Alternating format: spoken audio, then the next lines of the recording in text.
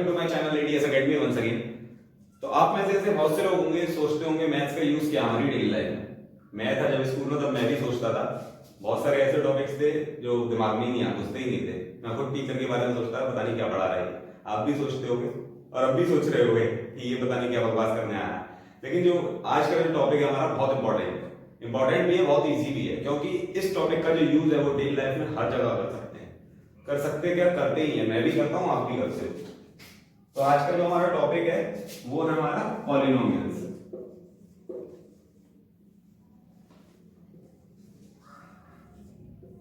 तो सबसे पहले हम पढ़ेंगे पॉलिनोमियल्स होता क्या है। बड़ा अजीब सा नाम है ना इसका। चलो मैं बताता हूं क्या होता है। कोई भी इक्वेशन कैसी भी इक्वेशन जिसमें हमें कोई वैल्यू फाइंड करनी हो वो पॉलिनोमियल हो जाता है। ये दो टाइप का होता है पॉलिनोमियल। इसमें दो टाइप की इक्वेशंस होती है जो हम पढ़ेंगे। पहली जो इक्वेशन होती है वो होती है लीनियर इक्वेशन, और जो दूसरी इक्वेशन होती है वो होती है क्वाड्रेटिक इक्वेशन।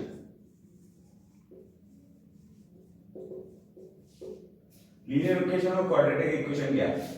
लीनियर इक्वेशन एक सिंपल इक्वेशन होती है, एक स्टेप, दो स्टेप या तीन स्टेप, जिसमें हमें कोई एक फिक्स वैल्यू फाइंड करनी होती है, अननोन नंबर फाइंड करना होता है, लेकिन सिंपल वे में होती है। मैं एग्जांपल बता देता हूं, x + 2 = 5। तो इसमें हमें x की वैल्यू फाइंड करनी है, नॉर्मल 2 को इधर ले जाएंगे, माइनस कर देंगे, 3 आ जाएगी। तो ये हमारी होगी लीनियर इक्वेशन। क्यों? क्योंकि यहाँ पर जो अननोन वैल्यू है उसकी कोई भी पावर नहीं है, पावर 1 दी हुई है सिर्फ। ठीक है, हमें सिर्फ एक वैल्यू फाइंड करनी है, यहाँ पर एक ही वैल्यू है, इसलिए लीनियर इक्वेशन इसका नाम होता है। और क्वाड्रेटिक इक्वेशन तो आपको पता ही होगी, जहां पर अननोन वैल्यू 2 या 2 से ज्यादा हो सकती है। एग्जांपल में फिर भी बता देता हूं, x² + x + 8 = 0। इसको सॉल्व कर लेंगे, दो वैल्यूज आएंगी, x की 1 + 1 माइनस में, तो वो हमारी क्वाड्रेटिक इक्वेशन होगी। तो ये दो टाइप की इक्वेशन होती है पॉलिनोमियल्स में। तो अब मैं आपको बताऊं कि हम पॉलिनोमियल्स का यूज कहां करते हैं डेली लाइफ में। सपोज कीजिए आप अपने घर से निकले, आपने कैब बुक की, घर से आपको जाना है, सपोज के लिए स्कूल जाना है या कहीं भी जाना है, या कहीं पार्टी में जाना है, होटल में जाना है। तो आप क्या करते हैं कि आपने कैब बुक की, बाद में आप पहुंचते हैं होटल, वहां आपकी बिलिंग होती है। कभी कभी वो 80 रुपए होती है, कभी 100 होती है, कभी 120, डिपेंड करता है कि कितने दूर जा रहे हैं। ठीक है, तो ये जो बिलिंग हमारी होती है ये दो तरह से होती है। एक तो होती है स्टैटिक और एक होती है वेरिएबल। स्टैटिक तो हो गई हमारी फिक्स। सपोज कर लीजिए जैसे कहीं मतलब एक जगह से दूसरी जगह जाने का जो फेयर है वो फिक्स है। सपोज कीजिए मैं यहाँ अपनी कोचिंग में हूँ, कोचिंग से मैं अपना घर जाऊंगा तो 20 रुपए खर्चा आएगा मेरा ऑटो से जाने में या कैब से जाने में, तो वो हो गया स्टैटिक या फिर फिक्स अमाउंट। और एक है वेरिएबल अमाउंट। वेरिएबल अमाउंट क्या है? वेरिएबल अमाउंट सपोज कर लीजिए मेरा है किलोमीटर के हिसाब से, अगर मैं मानूं तो 8 रुपीज पर किलोमीटर का रेट है। अब मैं कितने भी किलोमीटर जाऊंगा 8 रुपीज पर किलोमीटर के हिसाब से मेरा जो है वो बिल बनेगा। सपोज कीजिए मैं यहां से जाता हूं जेपी होटल तक, डिस्टेंस होगा अप्रॉक्स 13 to 14 किलोमीटर। तो यहां पर जो मेरा अमाउंट होगा वो कितना आएगा बिल? 8 × 15 120 रुपीज। ठीक, याद आएगा मेरा 120 रुपीज का बिल। लेकिन ये 120 रुपीज का बिल नहीं आएगा। क्यों? क्योंकि इसमें स्टैटिक चार्ज है वो भी ज्वाइन होगा। ठीक है, कभी भी एक चार्ज ज्वाइन नहीं होगा, सिर्फ एक ही चार्ज कैलकुलेट नहीं होगा, दोनों चार्ज कैलकुलेट होंगे। तो किस तरह से वो जो टोटल मेरा बिल बनेगा वो बनेगा bill equals to static amount plus variable amount. ठीक, तो स्टैटिक अमाउंट क्या है? स्टैटिक अमाउंट है 20 और वेरिएबल अमाउंट कितना है? वो है 8x। 8 है मेरा वेरिएबल अमाउंट रुपीस पर किलोमीटर और x है जितना डिस्टेंस में जाऊंगा। ठीक, और बिल को हम सपोज कर लेते हैं y। तो हमें जब y की वैल्यू निकालनी होगी तो हमें सबसे पहले क्या पता होना चाहिए? हमें x की वैल्यू पता होनी चाहिए, तब जाकर हम y की वैल्यू कैलकुलेट कर सकते हैं इजीली। तो जो बेसिक फॉर्मूला है पॉलिनोमियल्स का, जो बेसिक फंडा है वो यही है, स्टैटिक वेरिएबल, एक वैल्यू फाइंड करनी है, एक वैल्यू हमारे पास होनी चाहिए। ठीक, अगर हमारे पास में दो अननोन वैल्यूज हैं तो उसके लिए हमारे पास इक्वेशन भी दो ही दी होगी। सपोज कीजिए ये इक्वेशन दी हुई है और दूसरी इक्वेशन दी हुई है x के टर्म में, x = 5 + y। तो हम यहाँ इस इक्वेशन को सॉल्व कर लेंगे। y की वैल्यू हमारे पास में ये गिवन है, डायरेक्टली y की वैल्यू यहाँ पुट करेंगे, x की वैल्यू फाइंड आ जाएगी, तो फाइंड कर लेते हैं इसी। ठीक, तो ये तो लीनियर इक्वेशन हो गई, क्योंकि इसमें हमारे पास में सिर्फ एक हमें सिंगल वैल्यू निकालनी थी y की या फिर सिंगल वैल्यू x की। अगर हम दोनों की भी निकालेंगे तो भी वो लीनियर ही कहलाएगी, क्योंकि इनकी पावर नहीं है, दोनों की एक एक सिंगल वैल्यूज ही आएंगी। अब बात करते हैं क्वाड्रेटिक इक्वेशन की।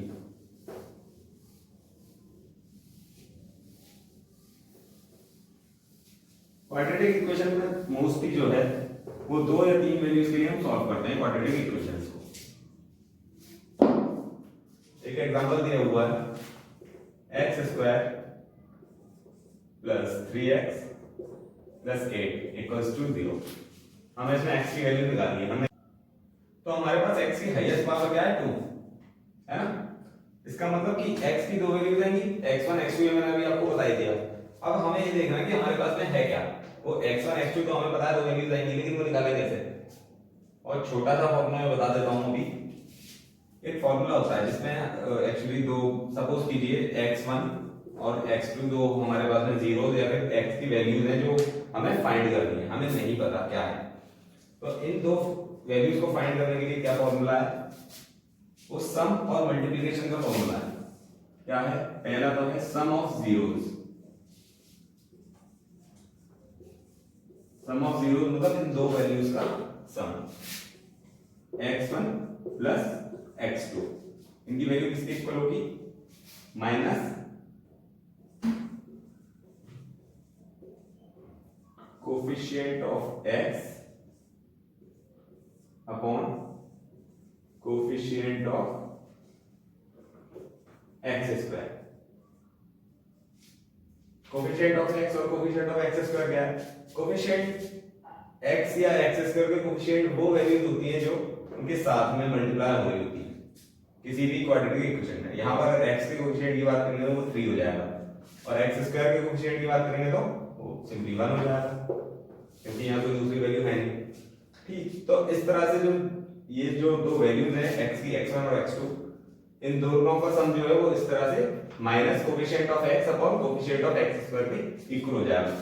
अब इसको अगर मैं सॉल्व करूं तो x1 + x2 की वैल्यू क्या आएगी इस इक्वेशन की बेस पर, तो x1 + x2 आ जाएगा मेरा, कोफिशिएंट ऑफ x दिया है 3, तो ये -3 और ये तो बन दिया ही था। तो मेरे पास में एक इक्वेशन बन जाएगी, इसको मैं सपोज करता हूं इक्वेशन नंबर 1। ठीक है,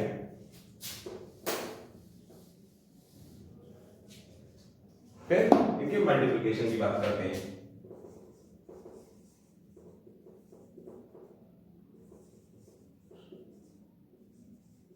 मल्टीप्लिकेशन ऑफ जीरोस, मल्टीप्लिकेशन हो जाएगा इनका x1 * x2। इसके लिए क्या फॉर्मूला है, इसके लिए फॉर्मूला है कांस्टेंट टर्म अपॉन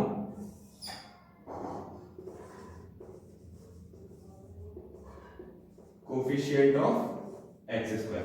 मतलब x² का जो कोफिशिएंट है वो डिनोमिनेटर में मतलब नीचे ही रहना है। ठीक है, ऊपर की वैल्यू चेंज हो जाएगी। जब सम करेंगे तो माइनस कोफिशिएंट ऑफ x हो जाएगा ये वाला, और जब मल्टीप्लाई करेंगे तो कांस्टेंट टर्म आ जाएगा। कांस्टेंट टर्म मतलब जो x की वैल्यूज में नहीं थी, x के टर्म में नहीं थी वैल्यू, वो हमारी कांस्टेंट टर्म है।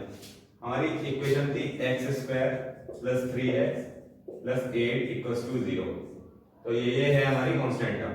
ठीक, ये हमारा कोफिशिएंट ऑफ x, और यहाँ पर कोई वैल्यू नहीं है तो ये 1 सपोज कर लेंगे, ये हमारा कोफिशिएंट ऑफ x²। तो इन दोनों का मल्टीप्लिकेशन क्या हो जाएगा, x1 * x2, कांस्टेंट टर्म है 8, कोफिशिएंट ऑफ x² है 1, तो ये सिंपली 8 हो जाएगा। तो ये इक्वेशन हमारी 2 हो जाएगी। इन दो इक्वेशंस को हम सॉल्व कर लेंगे, उसके अकॉर्डिंगली हमारे पास में x1 और x2 की वैल्यूज आ जाएंगी, वही सेम वैल्यूज इसकी आएंगी। अगर हम इसको किसी दूसरे मेथड से भी सॉल्व करेंगे तो अभी वैल्यूज वही आएंगी जो इस मेथड से आएंगी। ठीक, तो उम्मीद करता हूं कि आपको ये फॉर्मूला बहुत इजी सा है, समझ में आ गया होगा। मैं एक बार दोबारा से लिख देता हूँ यहाँ पर फॉर्मूला ताकि आप नोट कर लें। वैसे क्वाड्रेटिक इक्वेशन को सॉल्व करने के और भी फॉर्मूले हैं, मतलब बेसिक, ये बेसिक फॉर्मूला है सबसे बेसिक। इसके बाद में एक आता है क्वाड्रेटिक फॉर्मूला, वो थोड़ा एडवांस है, इसी पर मतलब डिपेंडेबल। लेकिन तो मैं यहाँ पहले फॉर्मूला लिख देता हूँ। Sum of zeros x1 plus x2 is equals to minus coefficient of x upon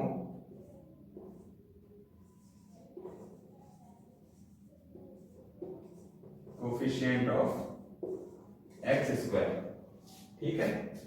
और है फिर मल्टीप्लिकेशन ऑफ जीरो, तो इसमें हमारे पास में हो जाएगा x1 into x2 is equals to constant term upon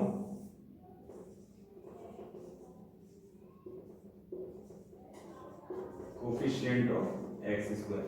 in simple ways अगर मैं दूसरा फॉर्मूला इसकी जगह पर लिखना चाहूं तो कोफिशिएंट ऑफ x को लिख सकता हूं माइनस b, क्योंकि x स्क्वायर का कोफिशिएंट होता है, मतलब हाईएस्ट पावर जो है x की, जो भी हाईएस्ट पावर होती है, और वो जो x की वैल्यू दे x स्क्वायर या x क्यूब या x की पावर 4, उसको हम a से डिनोट करते हैं और उसके बाद में b c d तक पहुंच जाते हैं, ठीक। तो कोफिशिएंट ऑफ x हो जाएगा माइनस b, x स्क्वायर हो जाएगा फिर c, ठीक।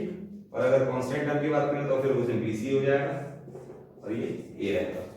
तो ये तो हमारे पास में फॉर्मूला है दोनों जीरो या फिर x की दो वैल्यूज निकालने के लिए, ठीक। तो इन दोनों फॉर्मूलास का यूज कर लीजिएगा और नोट कर लीजिए इनको, बहुत इजी से समझ में आ गए होंगे आपको। और एक बात और, ये जो मैंने बताया था इसमें x की जो पावर थी वो 2 थी, ठीक। x की पावर 2 थी यहाँ पर हाईएस्ट, तो इसलिए हमने डिनोमिनेटर में कोफिशिएंट ऑफ x स्क्वायर लिया है। लेकिन अगर किसी इक्वेशन में x की पावर 3 दी हुई है तो हम क्या करेंगे, डिनोमिनेटर में कोफिशिएंट ऑफ x क्यूब लेंगे और ऊपर न्यूमरेटर में कोफिशिएंट ऑफ x स्क्वायर लेंगे। अगर इसके अंदर प्रेजेंट है तो सपोज टू लीजिए x cube plus 2x square plus 3x plus 7 is equals to 0। ये इक्वेशन दी हुई है, इसके जीरोस फाइंड करना है, तीन जीरो आएंगे तो x1 प्लस x2 के लिए क्या कर देंगे, x1 plus x2 plus x3, ठीक। तो तीनों जीरोस का जो सम होगा वो क्या हो जाएगा, minus coefficient of x square, x की जगह x स्क्वायर हो जाएगा यहाँ पर, और अपॉन में कोफिशिएंट ऑफ x क्यूब हो जाएगा। सेम मल्टीप्लिकेशन के फॉर्मूला में होगा x1 into x2 into x3, same यहाँ होगा, कांस्टेंट टर्म कांस्टेंट ही रहेगा जो यहाँ पर है, और कोफिशिएंट ऑफ x स्क्वायर की जगह कोफिशिएंट ऑफ x क्यूब हो जाएगा। तो उम्मीद करता हूँ आपको ये फॉर्मूला समझ में आ गया होगा, पॉलिनोमियल्स क्या होते हैं, इनका डेली लाइफ में यूज क्या होता है, ये भी आपको समझ में आ गया होगा। तो जितने भी यहाँ पर लोग नए आए हुए हैं वो सबसे पहले हमारे चैनल को सब्सक्राइब कर लें और इस वीडियो को लाइक करें और शेयर जरूर करें। Thank you.